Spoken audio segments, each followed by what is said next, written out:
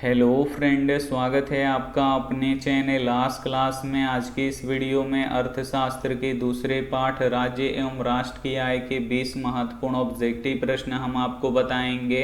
तो एक भी प्रश्न आप लोग इसकी मत कीजिएगा, वीडियो को प्लीज़ आप लोग शुरू से लेकर अंत तक देखिएगा। और हमारे वेबसाइट पे ऑनलाइन टेस्ट चल रहा है, तो अभी तक आप टेस्ट नहीं दिए हैं तो जाके टेस्ट दे लीजिएगा। अगर आपको ऑनलाइन टेस्ट देना नहीं आता है तो वीडियो के लास्ट में हम आपको बताएंगे कि आप लोग ऑनलाइन टेस्ट कैसे दे सकते हैं। और अभी तक आप हमारे व्हाट्सएप ग्रुप में नहीं जुड़े हैं तो ये हमारा व्हाट्सएप नंबर है 87 89 30 73 04। इस पे आपको बोलना है कि सर हमें ग्रुप में जोड़ दीजिए, तो हम आपको ग्रुप में जोड़ देंगे। तो आइए शुरू करते हैं पहले नंबर प्रश्न से।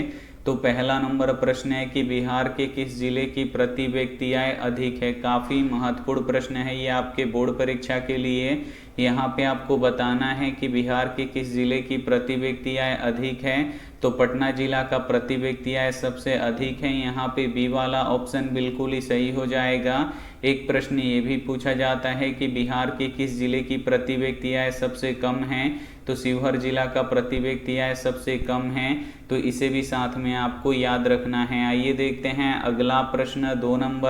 दो नंबर प्रश्न है कि बिहार के किस जिले की प्रति व्यक्ति आय कम है। यहाँ पे आपको बताना है कि बिहार के किस जिले की प्रति व्यक्ति आय कम है। तो शिवहर जिला का प्रति व्यक्ति आय सबसे कम है। यहाँ पे डी वाला ऑप्शन बिल्कुल ही सही हो जाएगा। और पटना जिला का प्रति व्यक्ति आय सबसे अधिक है, तो इसे भी साथ में आपको याद रखना है। आइए देखते हैं अगला प्रश्न।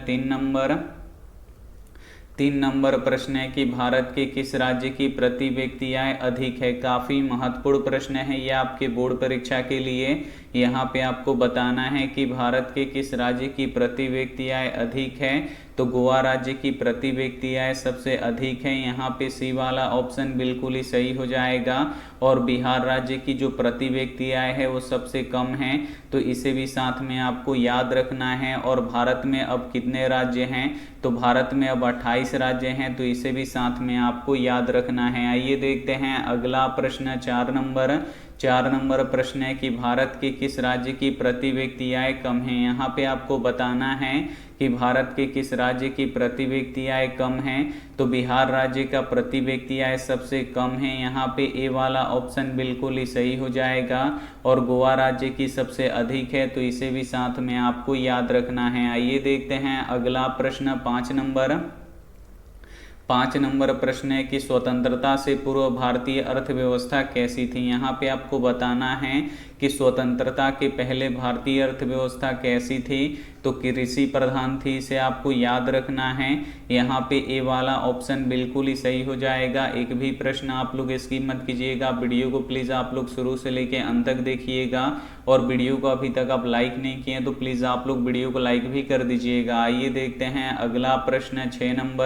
6 नंबर प्रश्न है कि अर्थव्यवस्था कितने प्रकार के होते हैं। यहाँ पे आपको बताना है कि अर्थव्यवस्था कितने प्रकार के होते हैं। तो अर्थव्यवस्था 3 प्रकार के होते हैं, इसे आपको याद रखना है। यहाँ पे बी वाला ऑप्शन बिल्कुल ही सही हो जाएगा। पहला होता है पूंजीवादी अर्थव्यवस्था, दूसरा होता है साम्यवादी अर्थव्यवस्था और तीसरा होता है मिश्रित अर्थव्यवस्था। तो इसे भी साथ में आपको याद रखना है। आइए देखते हैं अगला प्रश्न। 7 नंबर प्रश्न है कि अंग्रेजों ने भारतीय अर्थव्यवस्था का क्या किया। यहाँ पे आपको बताना है कि अंग्रेजों ने भारतीय अर्थव्यवस्था का क्या किया। तो शोषण किया, इसे आपको याद रखना है। यहाँ पे बी वाला ऑप्शन बिल्कुल ही सही हो जाएगा। आइए देखते हैं अगला प्रश्न। 8 नंबर प्रश्न है कि कार्य के बदले जो पारिश्रमिक मिलता है उसे क्या कहते हैं। काफ़ी महत्वपूर्ण प्रश्न है ये आपके बोर्ड परीक्षा के लिए। यहाँ पे आपको बताना है कि कार्य के बदले जो पारिश्रमिक मिलता है उसे क्या कहते हैं। तो उसे आय कहते हैं। तो यहाँ पे बी वाला ऑप्शन बिल्कुल ही सही हो जाएगा। आइए देखते हैं अगला प्रश्न। 9 नंबर प्रश्न है कि विकसित राज्यों की क्या अधिक होती है। काफ़ी महत्वपूर्ण प्रश्न है ये आपके बोर्ड परीक्षा के लिए। यहाँ पे आपको बताना है कि विकसित राज्यों की क्या अधिक होती है। तो प्रति व्यक्ति आय सबसे अधिक होती है। यहाँ पे बी वाला ऑप्शन बिल्कुल ही सही हो जाएगा। आइए देखते हैं अगला प्रश्न। 10 नंबर प्रश्न है कि सर्वप्रथम भारत की राष्ट्रीय आय का गणना किसने किया। काफी महत्वपूर्ण प्रश्न है और ये प्रश्न बोर्ड परीक्षा में बार बार पूछा जाता है। इसे आपको याद रखना है कि सर्वप्रथम भारत की राष्ट्रीय आय का गणना किसने किया था, तो दादा भाई नौरोजी ने किया था। इसे आपको याद रखना है। यहाँ पे बी वाला ऑप्शन बिल्कुल ही सही हो जाएगा। आइए देखते हैं अगला प्रश्न है 11 नंबर प्रश्न है कि दादा भाई नौरोजी ने सर्वप्रथम राष्ट्रीय आय का अनुमान कब लगाए थे। ये भी काफी महत्वपूर्ण प्रश्न है। यहाँ पे आपको बताना है कि दादा भाई नौरोजी ने सर्वप्रथम यानी सबसे पहले राष्ट्रीय आय का अनुमान कब लगाए थे, तो 1868 में लगाए थे। इसे आपको याद रखना है। यहाँ पे ए वाला ऑप्शन बिल्कुल ही सही हो जाएगा। आइए देखते हैं अगला प्रश्न 12 नंबर प्रश्न है कि बिहार में जीवन यापन का मुख्य साधन क्या है। काफी महत्वपूर्ण प्रश्न है। यहाँ पे आपको बताना है कि बिहार में जीवन यापन का मुख्य साधन क्या है, तो कृषि है। इसे आपको याद रखना है। यहाँ पे बी वाला ऑप्शन बिल्कुल ही सही हो जाएगा। बिहार में 80% लोग कृषि पर आश्रित हैं, तो इसे भी साथ में आपको याद रखना है। आइए देखते हैं अगला प्रश्न 13 नंबर प्रश्न है कि भारत में राष्ट्रीय आय का आकलन कौन करता है। काफी महत्वपूर्ण प्रश्न है यह आपके बोर्ड परीक्षा के लिए। यहाँ पे आपको बताना है कि भारत में राष्ट्रीय आय का आकलन कौन करता है, तो केंद्रीय सांख्यिकी संगठन करता है, जिसे CSO भी कहा जाता है। तो यहाँ पे ए वाला ऑप्शन बिल्कुल ही सही हो जाएगा। आइए देखते हैं अगला प्रश्न 14 नंबर प्रश्न है कि राष्ट्रीय आय मापने की कौन कौन सी विधियां हैं। यहाँ पे आपको बताना है कि राष्ट्रीय आय मापने की कौन कौन सी विधियां हैं, तो आय विधि है, उत्पादन विधि है, व्यय विधि है, यानी इनमें से सभी है। तो यहाँ पे डी वाला ऑप्शन बिल्कुल ही सही हो जाएगा। आइए देखते हैं अगला प्रश्न 15 नंबर प्रश्न है कि निम्न में से कौन हमारे रहन सहन के स्तर को प्रभावित करता है। काफी महत्वपूर्ण प्रश्न है यह आपके बोर्ड परीक्षा के लिए। यहाँ पे आपको बताना है कि निम्न में से कौन हमारे रहन सहन के स्तर को प्रभावित करता है, तो प्रति व्यक्ति आय करता है। यहाँ पे सी वाला ऑप्शन बिल्कुल ही सही हो जाएगा। अगर हमारा प्रति व्यक्ति आय जितना ही अधिक होगा उतने ही हम अच्छी तरीके से रहेंगे, अच्छा खाना खाएंगे, अच्छा कपड़ा पहनेंगे। तो हमारे रहन सहन के स्तर को कौन प्रभावित करता है, तो प्रति व्यक्ति आय करता है। तो यहाँ पे सी वाला ऑप्शन बिल्कुल ही सही हो जाएगा। ये देखते हैं अगला प्रश्न 16 नंबर प्रश्न है कि भारत में वित्तीय वर्ष कहा जाता है। यहाँ पे आपको बताना है कि भारत में वित्तीय वर्ष कहा जाता है, तो 1 अप्रैल से लेके 31 मार्च तक का जो दिन होता है उसे भारत में वित्तीय वर्ष कहा जाता है। तो यहाँ पे सी वाला ऑप्शन बिल्कुल ही सही हो जाएगा। आइए देखते हैं अगला प्रश्न 17 नंबर प्रश्न है कि भारत की सर्वप्रथम अनुमानित प्रति व्यक्ति आय थी। यहाँ पे आपको बताना है कि भारत की सर्वप्रथम यानी सबसे पहले अनुमानित प्रति व्यक्ति आय कितना था, तो 20 रुपया था। इसे आपको याद रखना है। यहाँ पे ए वाला ऑप्शन बिल्कुल ही सही हो जाएगा। आइए देखते हैं अगला प्रश्न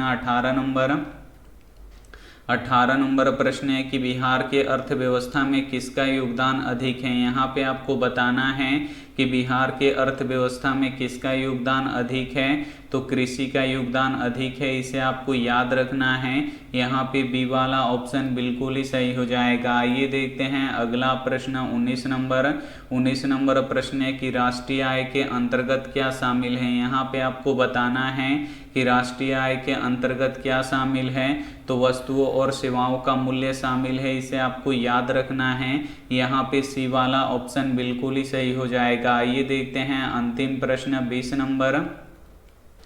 20 नंबर प्रश्न है कि राष्ट्रीय आय का सृजन होता है। यहाँ पे आपको बताना है कि राष्ट्रीय आय का सृजन किसके द्वारा होता है, तो उत्पादन क्रियाओं के द्वारा होता है। इसे आपको याद रखना है। यहाँ पे डी वाला ऑप्शन बिल्कुल ही सही हो जाएगा। इस पाठ के सभी महत्वपूर्ण ऑब्जेक्टिव प्रश्न हम आपको बता चुके हैं, तो इसमें से जो भी प्रश्न आपको याद ना हो तो प्लीज़ आप लोग उसे नोटबुक पे लिख के जरूर याद कर लीजिएगा। अब हम यहाँ पे आपको बताएंगे कि आप लोग ऑनलाइन टेस्ट कैसे दे सकते हैं। तो सभी के फ़ोन में होता है क्रोम या गूगल, तो दोनों में से किसी एक को आपको ओपन कर लेना है, खोल लेना है। आपका क्रोम या गूगल ओपन हो जाएगा तो यहाँ पर देखिए एक सर्च बॉक्स दिखेगा, इसमें आपको लिखना है आस्क और फिर CLASS, यहाँ पे ASK और फिर CLASS आस्क क्लास लिख के सर्च कर देना है। जैसे ही सर्च कीजिएगा यहाँ पे लिखा हुआ आ जाएगा आस्क क्लास, तो बस इसी पे आपको क्लिक करना है। और जैसे ही आप लोग क्लिक कीजिएगा तो यहाँ पे ऑफिशियल वेबसाइट ओपन हो जाएगा। यहाँ से आप लोग टेस्ट दे सकते हैं, यहाँ से PDF डाउनलोड कर सकते हैं। तो टेस्ट पे आपको क्लिक करना है और जो सबसे ऊपर वाला टेस्ट है उसी को आपको देना है। तो हम यहाँ पे क्लिक कर देंगे तो हमारा टेस्ट यहाँ पे ओपन हो जाएगा। यहाँ पे देख सकते हैं टेस्ट ओपन हो चुका है। अब आपको नीचे में आना है और यहाँ पे स्टार्ट के बटन पे आपको क्लिक करना है और यहाँ पे नाम पूछ रहा है तो यहाँ पे आप लोग अपना नाम लिख दीजिएगा, उसके बाद नेक्स्ट कर दीजिएगा। तो यहाँ पे देखिए इस टेस्ट में 20 ऑब्जेक्टिव प्रश्न का टेस्ट है और प्रत्येक प्रश्न का 4 ऑप्शन है। अगर आप लोग सही पे टिक कीजिएगा तो ग्रीन हो जाएगा, गलत पे टिक कीजिएगा तो रेड हो जाएगा। तो यहाँ पे पहला प्रश्न है कि मैक्स मूलर कहाँ के रहने वाले थे, तो ये जर्मनी के रहने वाले थे। तो देखिए सही हो गया, यानी ग्रीन हो गया, तो ये सही हो गया। अब हम यहाँ पे दूसरा क्वेश्चन गलत करेंगे ताकि आपको पता चले। यहाँ पे देखिए शिक्षा और संस्कृति पाठ के लेखक कौन है, तो महात्मा गांधी जी हैं, लेकिन हम रविंद्रनाथ टैगोर पे मारेंगे। तो देखिए रेड हो गया, जिसपे हम टिक किए वो रेड हो गया और यहाँ पे बता रहा है नो यानी गलत है, और जो सही आंसर है वो आपको बताएगा। तो ऐसे ही आप लोग टेस्ट दे सकते हैं। अगर आपको PDF डाउनलोड करना है तो इस डाउनलोड PDF पे आपको क्लिक करना है और जैसे ही क्लिक कीजिएगा यहाँ पे देखिए बहुत सारा PDF ओपन हो चुका है। तो यहाँ पे हम आज से आपको एक डेली शाम में PDF देंगे। तो यहाँ पे सबसे ऊपर आज के डेट में रहेगा क्वेश्चन बैंक जो शुरू किए हैं उसका PDF देंगे। तो यहाँ पे देखिए हम ग्रुप में बता देंगे कि आपको कब PDF डाउनलोड करना है। तो यहाँ पे आज के डेट में, और ऐसे ही यहाँ पे एक डाउनलोड का बटन होगा, तो बस आपको डाउनलोड पे क्लिक करना है और आपका यहाँ पे PDF डाउनलोड हो जाएगा। और उसके बाद अगर आपको यहाँ पे देखिए क्वेश्चन बैंक पढ़ना है तो यहाँ से क्वेश्चन बैंक पढ़ सकते हैं। अगर आपको ऑब्जेक्टिव और सब्जेक्टिव पढ़ना है तो यहाँ से आप लोग ऑब्जेक्टिव और सब्जेक्टिव भी पढ़ सकते हैं। तो उम्मीद करते हैं ये वीडियो आपको काफ़ी अच्छी तरीके से समझ में आ गया होगा। Thank you for watching. मिलते हैं अगली वीडियो में, तब तक अपना ध्यान रखिए, मन लगा के पढ़ाई कीजिए। Take care and bye.